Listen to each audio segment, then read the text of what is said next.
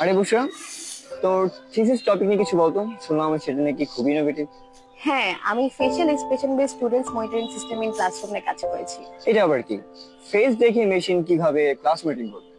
এই ধর, আমাদের ক্লাসরুমের যে শিক্ষার্থীদের ফেশিয়াল এক্সপ্রেশনের ছবি প্রথমে ট্রেন করে সেটাকে প্রি প্রসেসিং করে এবং অগমেন্টেশন করে এবং তারপর ফিচার এক্সট্রাকশন করে একটি সিএনএন বেসড মডেলকে আমি ট্রেন করেছি।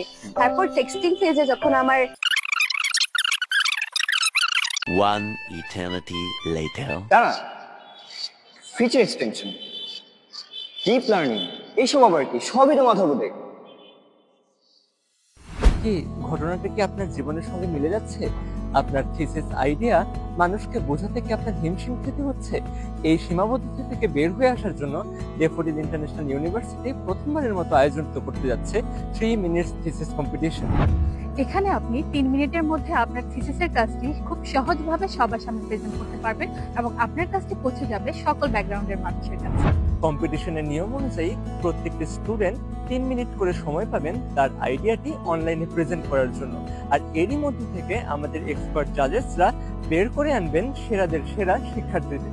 2 ধাপে আয়োজিত এই কম্পিটিশনে সকল অংশগ্রহণকারীদের জন্য থাকছে স্পেশাল আকর্ষণ, সেই সাথে থাকছে টপ 3 স্টুডেন্টদের জন্য 3M এর অফিসিয়াল ওয়েবসাইটে স্পেশাল রিকগনিশন। তবে আর দেরি কেন, খুব দ্রুতই রেজিস্ট্রেশন করে ফেলুন আমাদের DIU presence 3 minute thesis competition. তাহলে আমাদের দেখা হচ্ছে খুব শীঘ্রই।